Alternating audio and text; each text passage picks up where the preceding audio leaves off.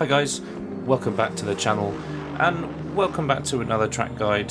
Today we're at Suzuka. A lot of you have been crying out for this one. It's a really technical track, especially the first sector. It's such a flowing, fast-paced track that the minute you get one element of it wrong, then you're going to be out of flow for the entire first section. And it's got some really tricky corners through the rest of the track as well, through Spoon and the final chicane. So let's dive in. If you aren't subscribed to the channel already, make sure you hit that button and the little bell icon as well. Makes a huge difference when you get all the notifications, which is really great for every track guide and sort of ACC insights video that I produce. And if you're not in the Discord, then the link's down below. Make sure you come and join us and get involved with everything we do there. Let's dive in. So the first thing we're going to come to, obviously, is the first corner. You're coming down this downhill straight. We're gathering it's actually the fastest point of the track. It's quicker than going into 130R. And a lot of people say, Matt, how do you do the first corner of Suzuka? And I've talked about this previously in a trail braking video, but you're spoilt for choice on things to pick for your sort of braking zone in this first thing. You've got the 50-meter board, the orange marker, you've got the road ahead of you, and this little sort of curbing, just white or grey curbing on the left-hand side, which is what I use. We're aiming to brake just at the end of this when you've got sort of 50 litres or so on, like we do now. And what that's going to allow you to do is either take the first corner in one or two ways. One, very trail brake orientated, and secondly, I sort of go in, brake, a little bit more, brake again. And you can see I've paused it just a little split second after that because we're on that slip road now and we're starting to turn already and we're on the brakes straight away just a little bit. And you're going to see as I roll this through the first corner that we're going to keep the brake on and use our trail braking technique that we've been learning to just balance the car out with the throttle as well, because you see we're on half brakes here. It's really not a lot of braking. We're actually going to come off that further as we get more through the corner. You're carrying as much speed as you can in here. If you take it the other way, where you just brake fast and then you brake hard and then sort of turn around the corner and then brake again, you're not going to be carrying as much speed through these braking phases. And again, we use the throttle of the car and the brake to balance it. And as soon as you get a little bit of confidence and you feel the front end of the car coming round to you after that trail braking, now's the time to get on the throttle pretty hard as well. Use the diff to bring the back end of the car around. And remember, you guys, I do it every time I pause on the outside of a video, outside of a corner, right? You got a lot of runoff area because you've got so much time to come over to the left-hand side of the track here before you swing in to the left hand and the start of the S section, which is, as we've already talked about, so complicated and difficult to get right. I don't usually do this. I usually do this afterwards. But let's dive into the first corner. You can see I'm on that slip road is where the first frame where I hit the brakes just a little bit. So as long as you're in that sort of zone where you're got that little bit of curbing and you've got the sort of slip road. In fact, you can brake a little bit earlier than that as well, but anything past that slip road really is into danger zone of slipping and understeering wide coming off in the first corner, and that's not ideal really. Again, we're just holding that brake through the entire first section. You can see even into this sort of second phase of the corner, that's what really turn two. I'm still quite hard on the brakes. I'm using the throttle to modulate the car as well. Again, like I said, as soon as you get that confidence on the power pretty hard, lots of runoff, flick over to the right-hand side of the track, and you're immediately faced with the S section. This first one is more important than you think it as well. Do not go over the curbing, the green curbing on the left-hand side. You can go over the red and white one, absolutely fine. But if you go over the green, what you're actually going to do is it's so bumpy that you're going to understeer right to the right-hand side of the track. That's going to compromise your entry into the rest of the section. A little dab of brakes, get the weight on the front of the nose. If you want, you can change down a gear here just as an added get the nose turned in effect. You see I drop it down to second, then back up to third. And again, it's the same sort of technique here. So you don't want to be going over the green Astro bump curbing here because it is very bumpy. The red and white one's absolutely fine though, and you're keeping that sort of power on using the diff to turn the car. What you don't want to do is carry too much speed through that left-hander and be more on the right-hand side of the track than you are now, because what you'll end up doing is making this right-hander, which is an extremely difficult corner, more of a U bend. You'll have to U it or V it more than we do. You see we sort of flick left and then try and dive in as late as we can into the corner, holding that brake, dragging that brake through the corner. Whereas if you're on the right-hand side of the track here, you can't do that. So here we are, still we're still dragging that brake even though we're halfway through this corner now, just keeping the weight on that nose. If you need to use the throttle again, like the first corner, you can use it to just balance the car out a little bit, which is absolutely fine. And we're aiming to almost stay as close to the curve as we can, but then do a little bit of a late apex, bring it over to the right-hand side of the track, and then take as much speed as possible into this left-hander, and then there's a little lift off, and as soon as you're on that curb, you're back full power. As long as your car's set up well, you'll make it and flick over to the left-hand side of the track as soon as possible. It's actually fascinating how much time that gains you if you come over to the left-hand side of the track as quickly as possible. Let's have another look at that, because it's super technical, it's fast, it's flowing, and there's a lot of trail braking, changing down gears, flicking, changes of direction, right? So trail braking galore into this first corner. There's a whole video on it. If you haven't seen it, I'll put the little link up below on the top right hand side. You're dragging that brake right into the corner to make sure you've got the weight on the nose. Over to the right hand side, don't go over the green on the inside. Little flick down into second if you're not confident the nose is going to get through there. In the middle of the track for the left-hander, you don't have to flick all the way over to the right. Make sure you sort of dive into the right-hander, dragging that brake again, trying to think to yourself, oh, I need to late apex this, and then just a little lift off to get the nose in, nice and tucked in for that left-hander, and then immediately floor it up the hill over the left-hand side. So let's look at the whole thing again from above, because I know you guys like this view, and actually it shows. It shows really nicely where you need to position yourself on the track, and you'll be able to gauge what areas you can take more speed than you need to. So this one you can take a lot of speed through, but you're not over speeding because you still need to turn into the right hand side. You've got time on this section to flick over to the middle of the track, but here is where we do that little flick left and then dive deep into the corner and almost double apex it, treat it as a double apex. There's that little lift off just to get the nose tucked in before you venture yourself uphill. A lot of people brake for that corner, and I think that's incorrect. So we join just a little bit further back as we go over the brow of this crest of this hill, and you're immediately faced, there's absolutely no respite with this 50-meter braking board, which is, we're going to be braking way before this.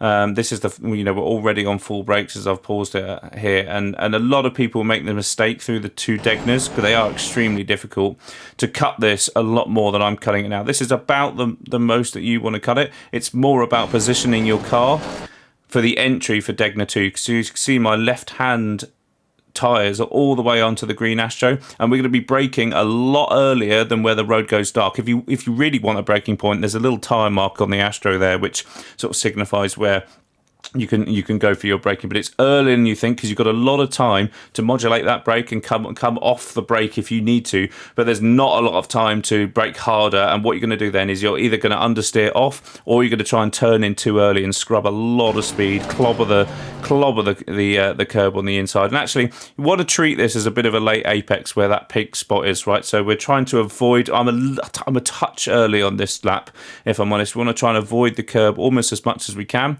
or think to ourselves that we need to avoid it. And then on the exit, again, I'm going to pause it. There's so much room. We're nice and smooth on the power. It's all about opening up the steering, knowing that you've got this exit room, and there's actually a nasty bump just where that pink spot is again. So if you're in a car like this Aston Martin, which is a little bit prone to getting some engine damage over the bumps, then make sure you change up a gear just before it, so you're not anywhere near the red line, because you'll lose speed. Immediately faced with the hairpin, you're looking for the end of the curbing on the right hand side here as your braking point. It's pretty universal, maybe a little bit after if you're on quali fuel, but certainly in this Aston Martin anyway, it's the end of the curbing with any sort of race fuel on, and you're going to be trying to stay over to the right hand side of the track. If you end up carrying too much speed through here, you're going to compromise your braking into this hairpin, because it's really crucial, again, to get that trail braking correct. We're still on full brakes here, but as soon as we start to turn, we're coming off those brakes, and we're dragging it all the way to the apex of this hairpin. It's really important. And then the gap between the time where we come off the brakes and then the time that we get on the throttle is virtually nothing through here. So as soon as you come off those brakes, you're back on the power, and it's full power. Get the back end of the car, whip round, straighten up that steering. If you're on the curb there's a nasty bump, so be aware of that. And then we do have the first time in the lap where we can have a little bit of a breather, even though we're still turning, and you've got to think about your braking point going into spoon. A lot of people say that it's the beginning of the green Astro, but No, not for me. I think it's the slip road just before, just to be that little, that touch safer through this section. And what it's going to allow you to do is again, adjust the car on the way into the corner, either with the brake or the throttle. Just if you're always on the limit through there, I really dislike it when track guides give you the final braking point. We've got some fuel on here. This is a universal braking point, right? And again, we're dragging that brake into the apex of the corner just to keep the weight on the nose, get the car rotated round. And what you don't want to be doing is taking too much speed through this first half, because you'll go all the way on the outside of the curb. Don't get me wrong, you can go out there, but you need to remember, if you are further right to the right hand side of this, where I've paused it here, if you're straddling the red and white curb, you are going to have a tough time getting off it. Your front's going to be scraping along the curbing. You need to be braking earlier and even coming off the throttle, the brake even, to get over to the left hand side of the track. Nice and early on the throttle, and look how quickly I straighten my steering up coming out of this corner. A lot of people say, oh, I can't floor it coming out there because I carry on turning and the diff carries me to the left hand side of the track. It's your steering. Look how quickly it comes back to neutral. In fact, we'll have another look at that, because it really is all about the turning coming out of spoon, which makes it important. So don't go over the right hand side curb. If you do, be aware. Nice and early turn in, floor it as soon as you can, and see that steering whip round to the right hand side. It's such a sudden movement, and there's a really finite point where you can do it, so I urge you guys to go and practice where that is. Let's have another look at it in full speed, because the Degna is so difficult. It's all about Degna 1, just positioning yourself for Degna 2 over in the left hand side on that Astro, turning in a little bit later than you think, nice and hard but smooth on the power. There's a little bit of a bump there. Make sure you keep over to the right hand side of the track going through here, braking at the end of the curb, dragging that brake all the way into the apex of the corner, minimising that time from when you're on the brake and then starting to apply the throttle. Little bit of a breather, just tuck it in nice and tight here. Quite difficult in the wet sometimes, in sort of heavy rain, but it's fine in the dry, absolutely flat. Looking for the slip road, down into third gear. You can shift into second here if you want, just to stabilise the car. Nice and early on the brakes and the turn in. Make sure you're on that sort of 3/4, almost sort of 90% power, and open up that steering really well. So again, let's look at it from above, because a couple of key things to point out here. So I'm gonna pause it just here. Look how far over to the left-hand side we are. We're not over the green Asher, we're on the sort of turquoisey side, and the red box there is where the dart markers appear on the track, so you need to be braking before that. If you brake where those dart markers are, you're either you're way better on the brakes than me, or you're trying to carry too much speed into here. Using the end of the curbing to turn in properly, the car needs to be fully turning in by that point, and again thinking, I need to late apex this slightly on the power, nice and hard. There's a little bit of a bump there, and away we go.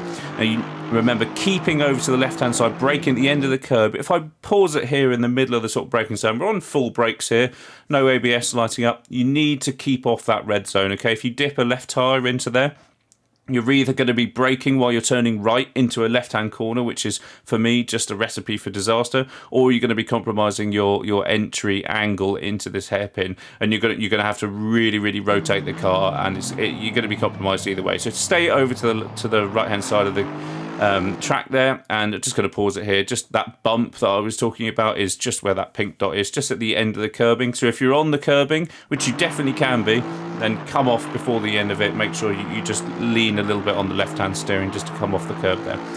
Again, a little bit of a breather, into spoon, looking for the slip road. Make sure you're carrying enough speed through this first section, but you don't want to carry too much speed here, because if you're any wider than here, you're going to be straddling the red and white curbing, and it's just going to be a recipe for disaster, okay? Braking nice and early, turn in nice and early. Actually, it's not crucial to hit the apex through spoon. You can actually gain more time by just being a touch wider, maybe, a couple of foot, not even that, and keeping that momentum through into 130R. Again, we're blessed with some great brake markers in this game. The 50-meter board is just perfect for the turn-in point.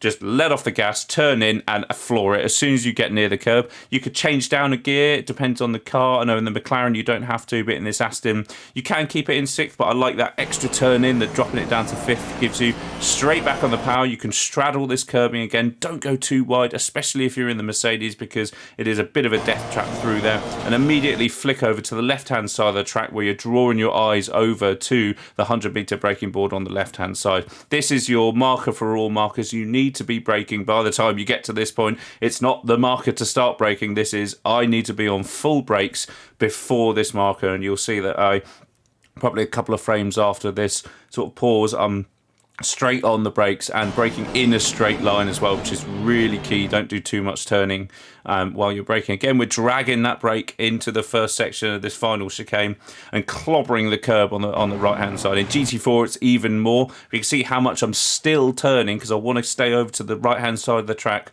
to get that great smooth exit through the final corner in first gear, sort of three quarters throttle through the rest of it, through the apex of it. And as soon as you're straight, it's full power. You can go as wide as I am here, but again, similar to the hairpin, there's a nasty bump at the end of this where the Astro finishes. So don't go over it. Just lean on the left-hand steering just slightly, and then you're away for another lap of Suzuka.